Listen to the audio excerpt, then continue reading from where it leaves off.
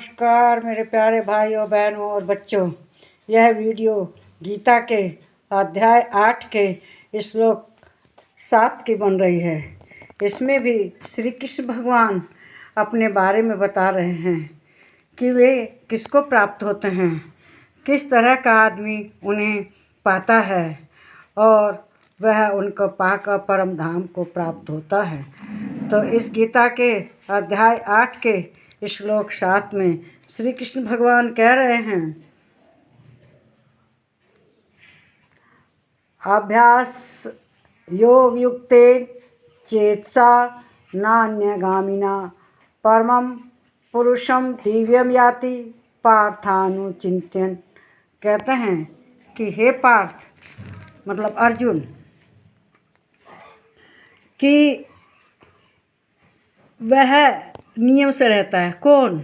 योगी, और परमेश्वर के ध्यान के अभ्यास योग से युक्त हमेशा योग में ही लगा रहता है और वह चित्त में निरंतर चिंतन करता रहता है। काम तो करता है दुनियादारी के, लेकिन भगवान का हमेशा मनन करता रहता है। मनुष्य परम प्रकाश रूप दिव्य पुरुष को अर्थात परमेश्वर को प्राप्त हो जाता है, जो निरंतर चिंतन करता रहता है। किसका? भगवान का। कहाँ? हृदय में। और दुनियादारी के काम भी करता है तो वह भगवान को प्राप्त होता है। कहते हैं ने कि हमेशा अपना मन श्री कृष्ण में ही रखे, कृष्ण के चरणों में हमेशा समर्पित रहे और अपने कर्म में भी निरंतर लगा रहे। यानी घर के काम धाम छोड़ दे, सब दुनियादारी छोड़गी, जो भौतिक दुनिया है इसमें भी लगा रहे। और इसी जन्म में नहीं, जो इस तरह का आचरण करेगा वो इसी जन्म में नहीं बल्कि अगले जन्म में भी भगवत स्वरूप प्राप्त करेगा। पिछला जन्म तो उसका अच्छा था तभी ना जन्म में योगी बना हुआ है, फिर अगला जन्म भी होगा उसका अच्छा।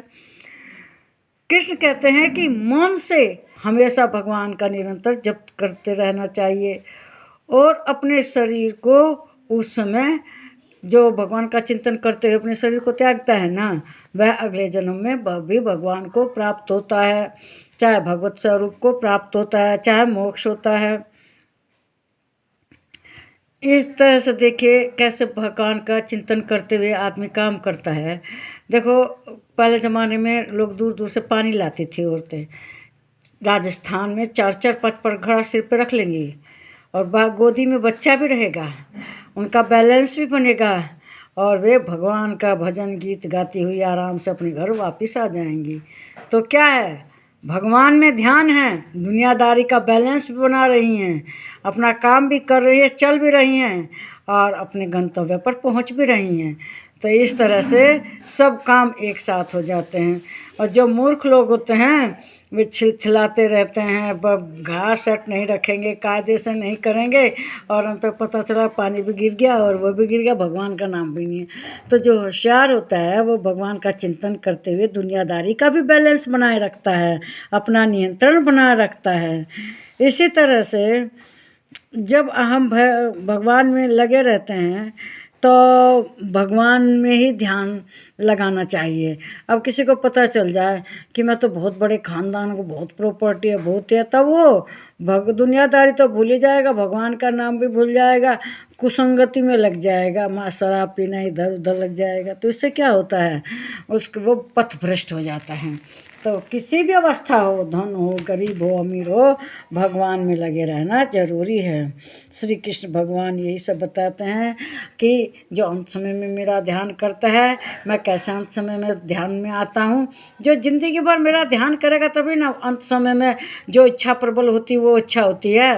आदमी भजन करता है तो अंत समय भी भजन करता रहता है, और जो ज़िंदगी भर भौतिक में लगा है, कहाँ से पैसा करूँ क्या करूँ, उसी में लगा रहता है। तो इसलिए आदमी को हमेशा भगवान का ध्यान रखना चाहिए, भगवान का चिंतन करते हुए सब कार्य करने चाहिए। इससे दुनियादारी का बैलेंस तो बनता ही है, और अपने भगवान के साथ रहने से अंत समय भी अच्छा होता है, अगला जन्म भी अच्छा होता है। इस वीडियो को लाइक कीजिए, शेयर कीजिए, इस पर कमेंट कीजिए, प्लीज़ मेरे चैनल को सब्सक्राइब कीजिए। नमस्कार मेरे प्यारे भाइयों, बहनों और बच्चों।